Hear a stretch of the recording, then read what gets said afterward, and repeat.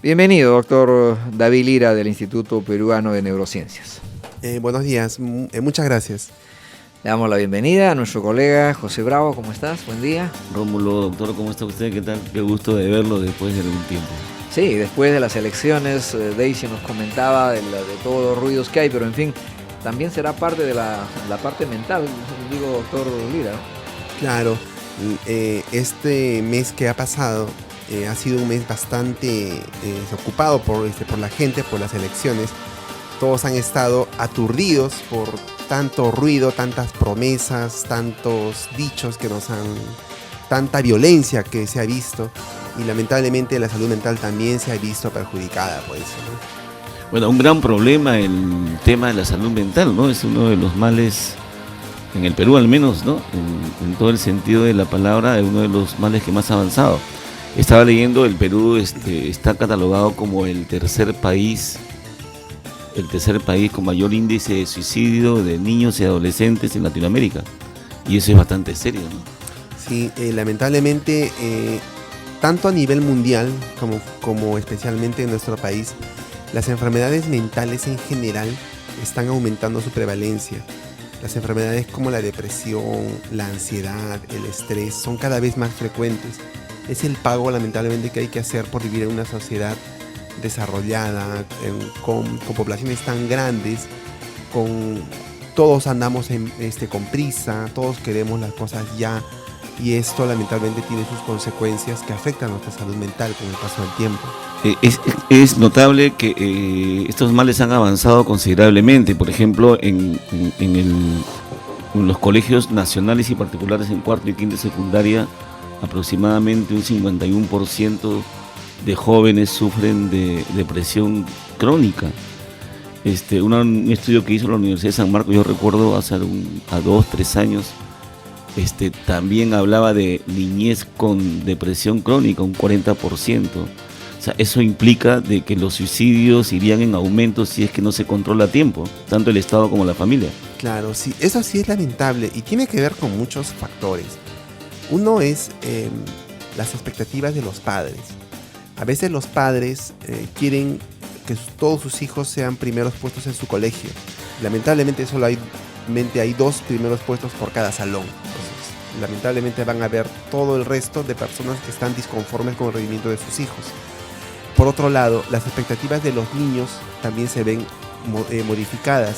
Y en esto influye mucho la prensa, la televisión y el internet. Tienen patrones donde les especifican cómo deben vestir, qué marcas de ropa deben usar, cómo deben verse físicamente, cómo deben verse su pelo, cómo debe ser el color de su piel ideal. Entonces, estas cosas hacen que sus expectativas no sean satisfechas plenamente y eso los frustra. Lamentablemente a esa edad no entienden bien cómo manejar la frustración y eso los induce a la depresión. Eso hace que gran cantidad de adolescentes, niños, tengan depresión, no solamente por factores que tengan que ver con la familia, sino también con ellos mismos y con la sociedad en general, ¿no? Que los presionan para que cumplan ciertas expectativas que no pueden cumplir. Doctor, y también podríamos decir que el pragmatismo lleva a este tipo de acciones. O sea, se ha perdido un poco la reflexión, la interiorización por parte de los padres. Yo creo que hace muchos años mis padres, por ejemplo, les gustaba conversar mucho, interiorizar, saber qué pensábamos. Habían espacios de reflexión en familia. Probablemente había menos tecnología, más posibilidades de conversar, de comunicarse.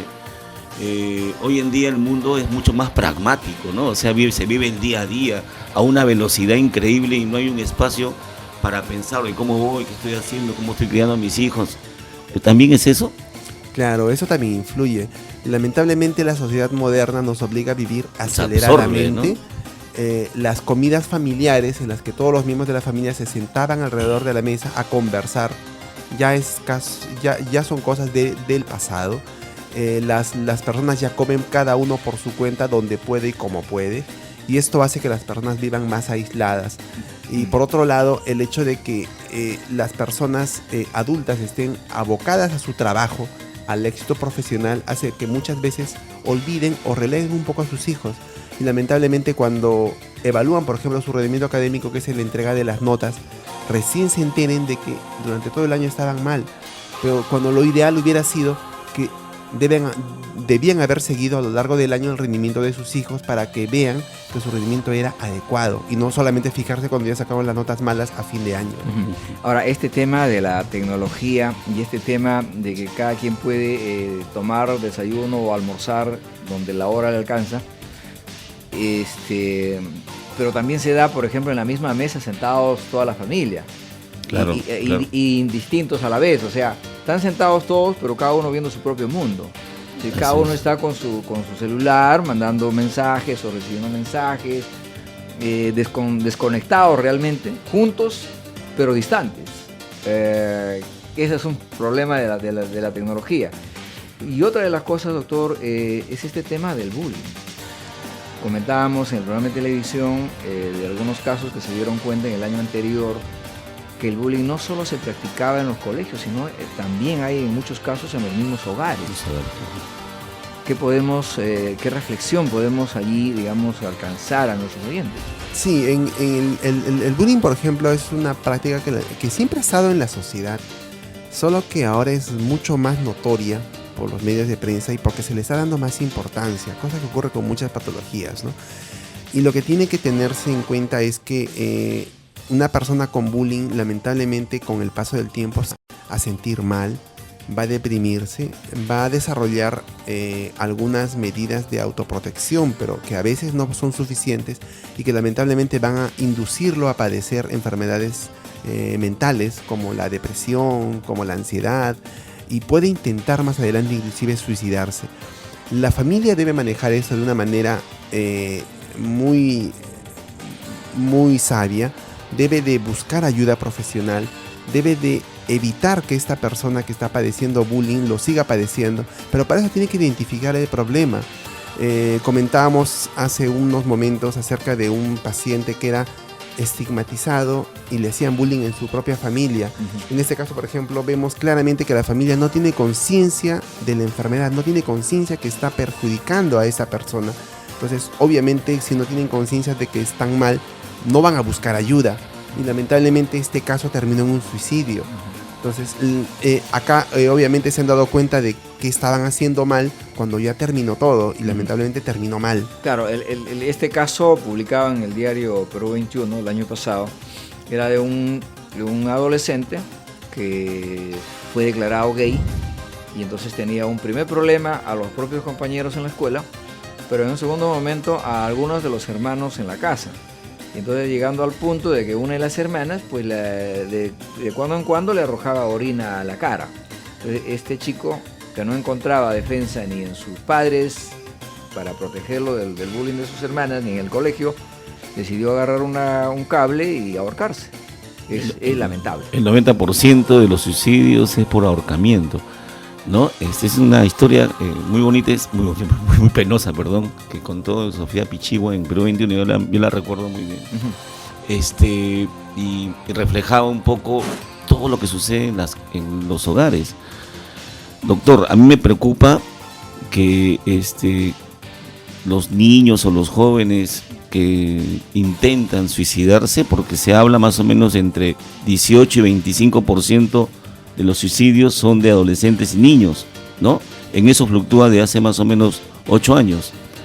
En su momento más complicado, más difícil, llegó al 25%, ¿no? De 400, 100 eran menores.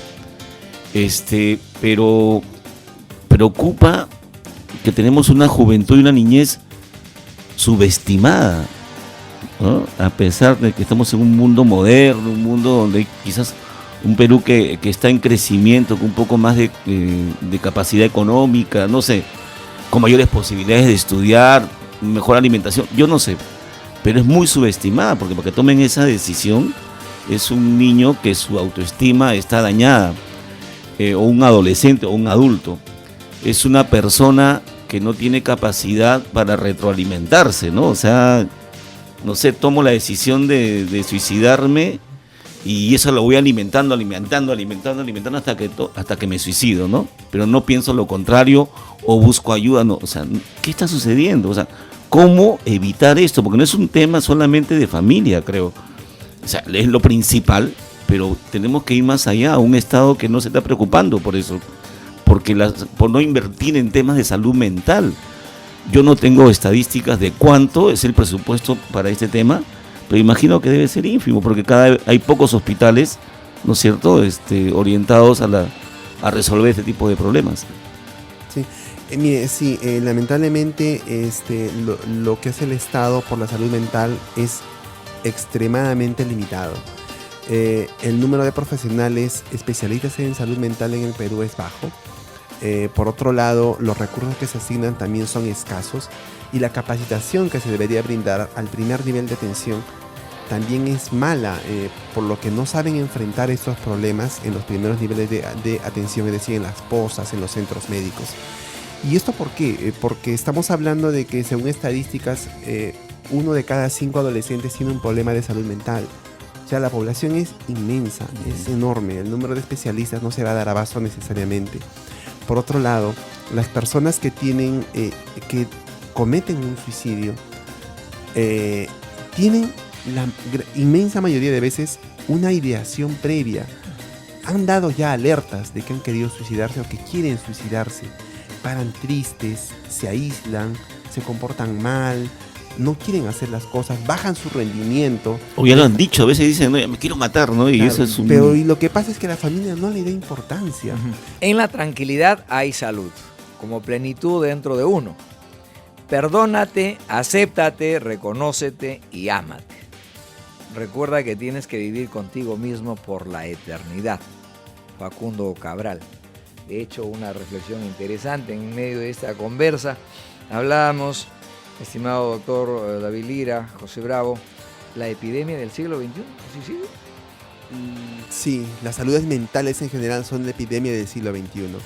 Las personas vamos a pagar el hecho de vivir en una sociedad muy modernizada, bastante tuburizada, muy competitiva, y las enfermedades mentales en general, hablamos de la depresión, la ansiedad, el estrés, la esquizofrenia, van a ir aumentando progresivamente y eso se da más en países de más desarrollo. Cada 40 segundos, según la OMS, muere una persona por las prácticas del suicidio. Ahora, Rómulo, doctor Lira, José, que estamos acá en el programa, habría que ver esto por dónde empieza, ¿no? Le damos atención a los jóvenes, a los niños, pero no pensamos en los padres y en las madres de familia, que tienen toda la carga familiar, económica, de trabajo, en realidad de todo. Y es por donde deberíamos empezar, ¿no es cierto? A ver, por ejemplo, si tú no descansas adecuadamente, no puedes dormir en la noche. ¿Cómo vas a trabajar al siguiente día? Si no te alimentas bien, también es otro factor. Si no le damos atención al padre de familia o a la madre, que tenga un descanso adecuado, ¿en qué puede terminar? Grita a los hijos, se vuelve irritada, violenta. Conozco a mujeres así, que algunas son así nacimiento, pero otras que son por el cansancio y por el estrés y que les afecta a la mente. Y a los hombres de igual manera, ¿qué se recomienda? Un descansito, unas vacaciones, de verdad vayan a la playa un toque y descansen. ¿Qué se hace? Lo que debe buscarse básicamente son condiciones de vida favorables. Lamentablemente esto implica muchas cosas: tener un sueldo digno, una vivienda digna, un número de horas adecuados para descansar, para trabajar y para recrearse, cosa que en nuestro país casi se da poco porque todo el mundo está trabajando. Son cosas mucho más complejas. Pero pienso que en el tema que estamos tratando, que es la prevención del suicidio, hay que ver básicamente los grupos vulnerables. Los grupos más vulnerables son los adolescentes, niños y jóvenes, y los ancianos, es decir, los extremos de la vida.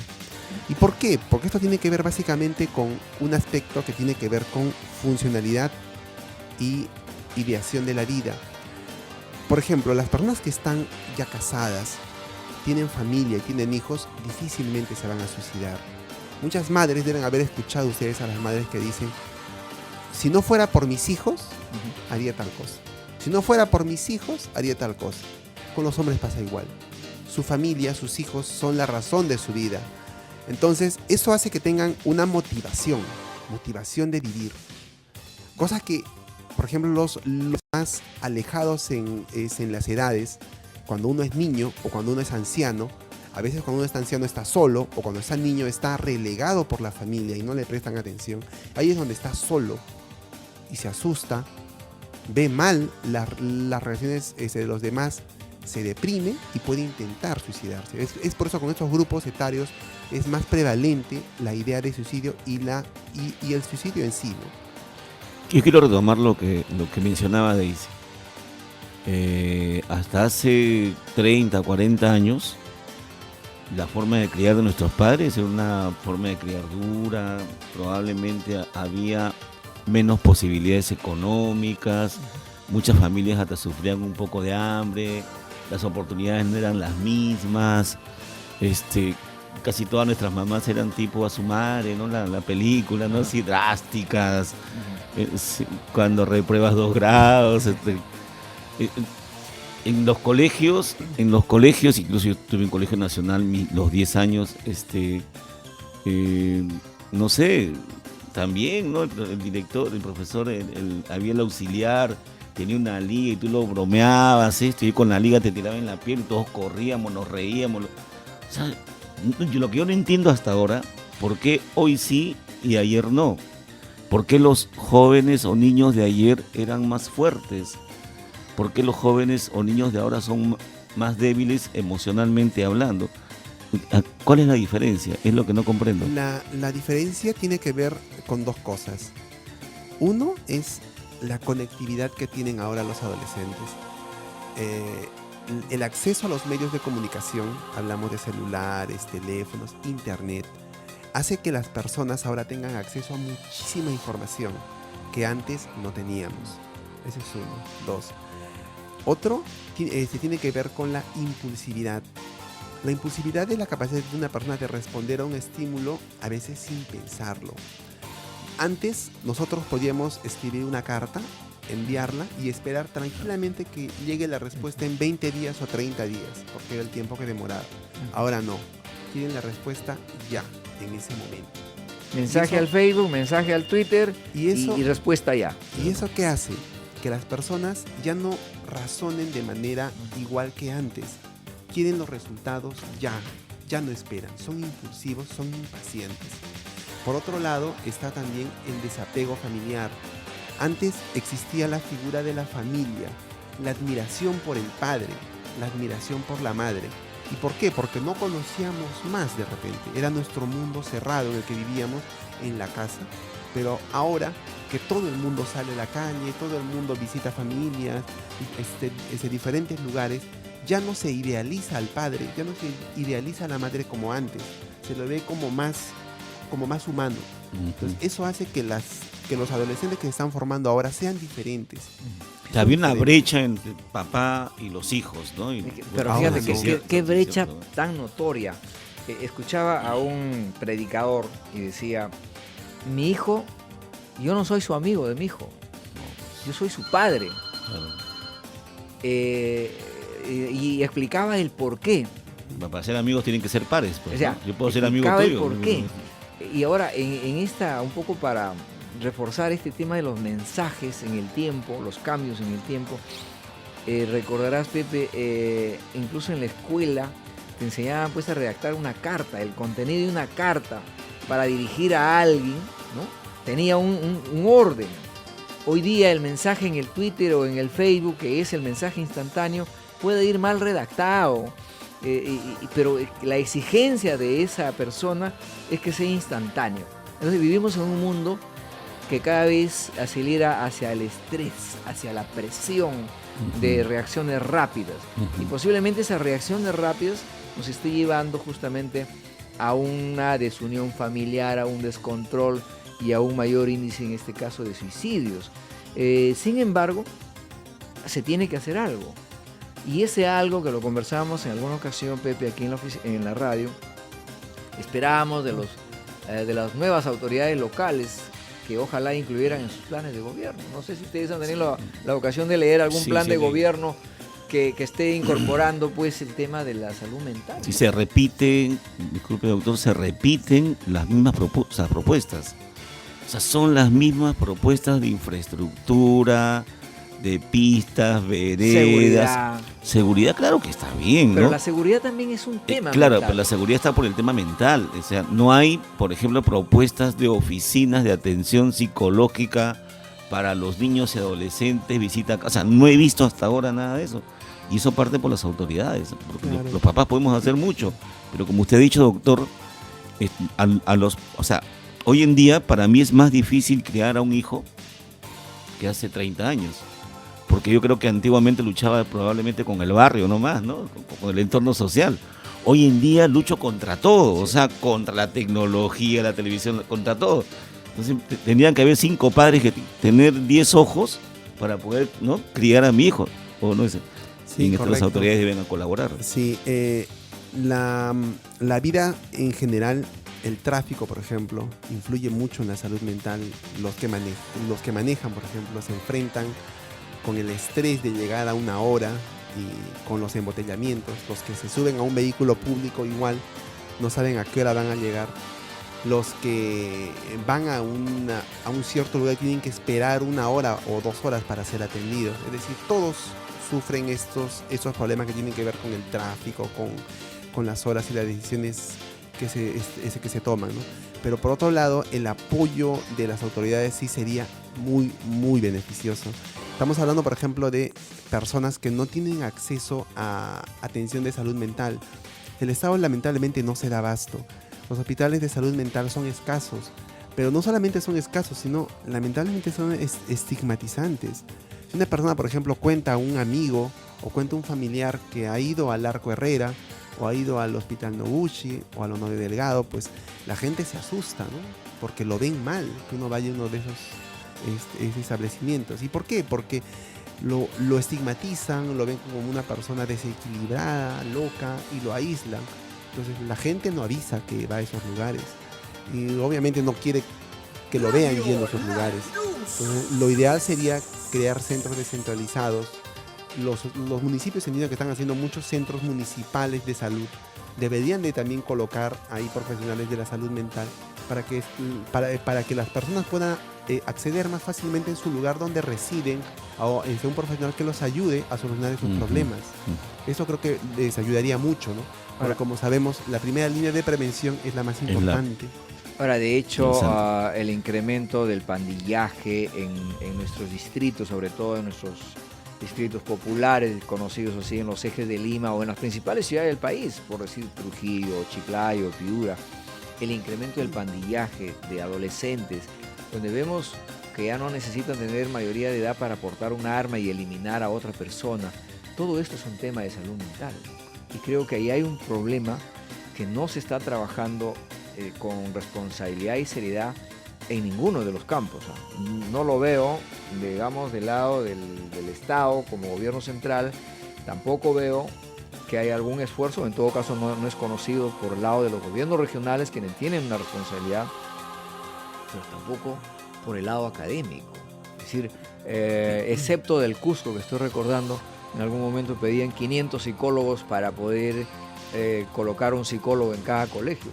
No he visto realmente más esfuerzos de poder prevenir el tema mental y de actitudes, ¿no? En algún momento, doctor, se habló de lo que señala Rómulo, ¿no? De que los colegios, o sea, un poco normar que los colegios tengan un psicólogo, ¿no?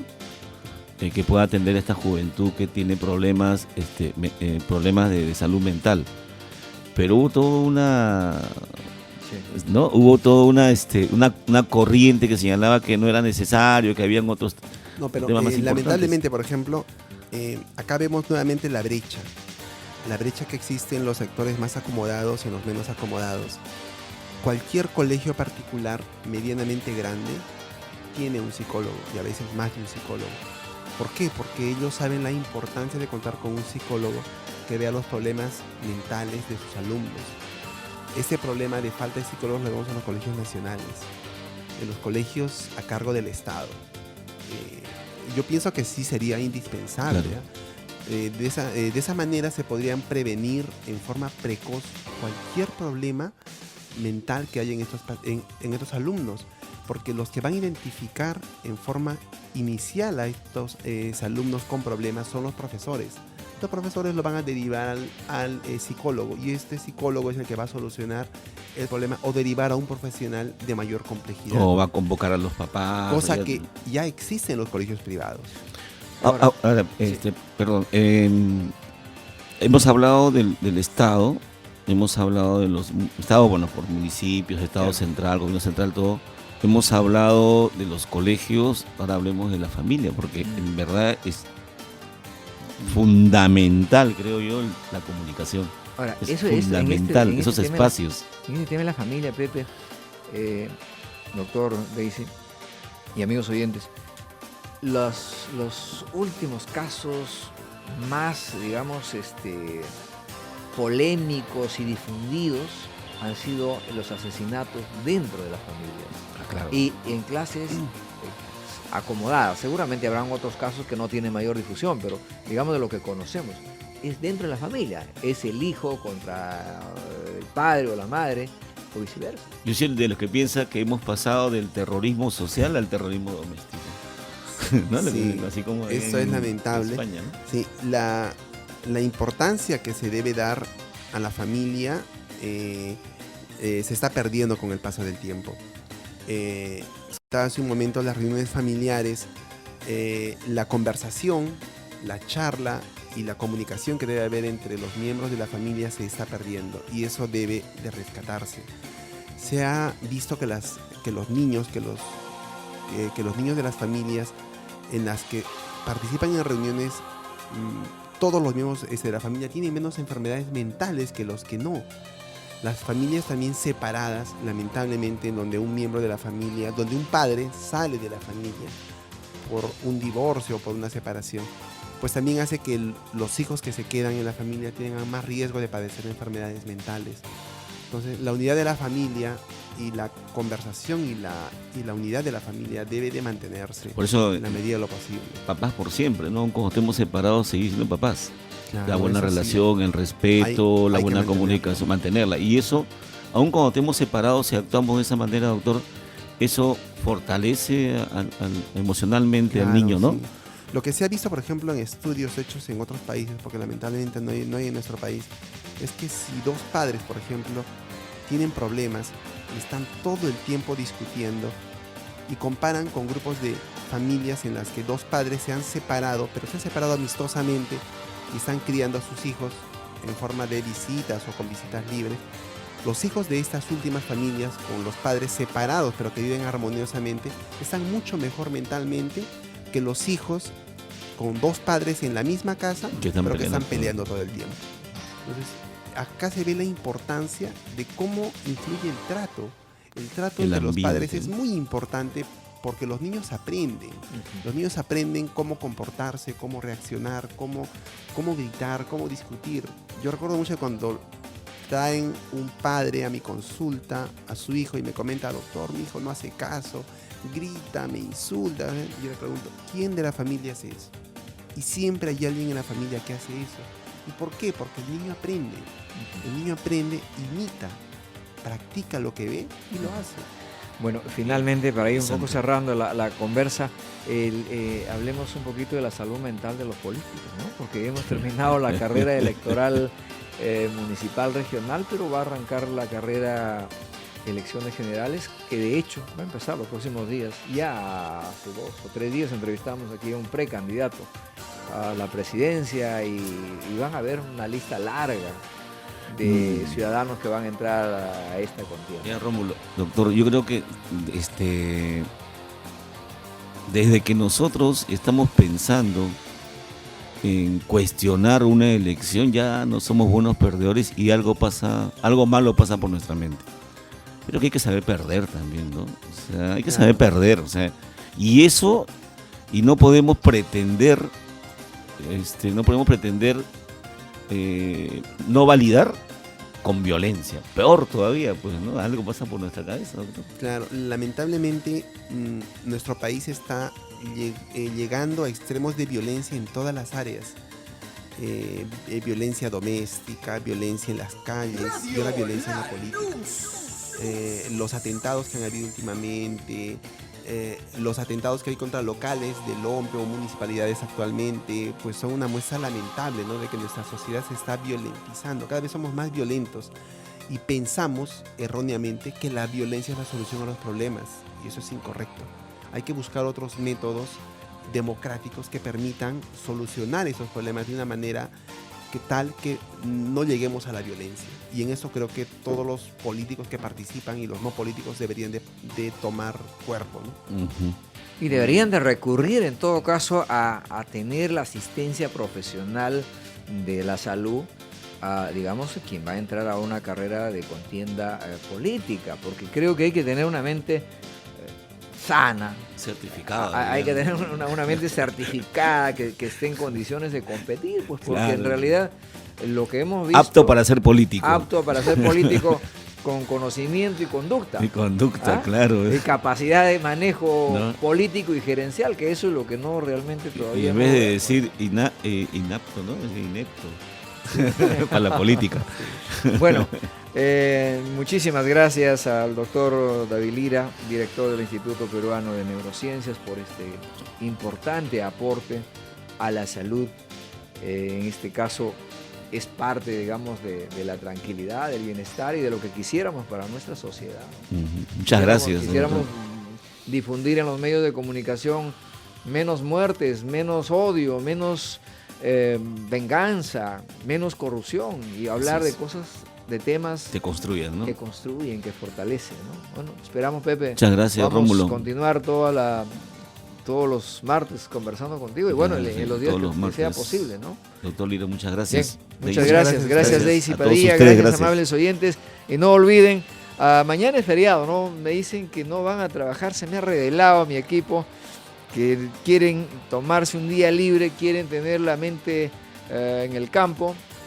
Así que vamos a cumpliendo las recomendaciones de nuestros invitados, de los médicos, de los especialistas. Me dicen, vamos a hacer justamente caso a las orientaciones de la salud. Bueno, bien por ellos y bien por todos, y nos encontramos entonces el día jueves para seguir hablando de las regiones, porque no nos detiene nadie. Vamos a seguir pisando los talones a las autoridades y vamos a seguir incorporando a los actores del desarrollo en cada región, en cada comunidad. Hoy día compartimos realmente el testimonio de doña Fortunata Villar Flores, de 105 años, que lo encontramos en La Chaqui, en la provincia de Canta. Y bueno, ella nos ha dicho que hay que comer sano y ha dicho, y no sean mataperros, es decir, ha dicho, sean responsables, sean prudentes. 105 años, camina sola, se acuerda de su cumpleaños, se acuerda de sus hijos, de sus nietos, de sus bisnietos. Ya murieron 4 de los 8 hijos, todavía quedan 4 con vida. Así que hay que aprender de esa gente mayor que tiene consejos sabios. Hasta el día jueves. Que Dios os bendiga.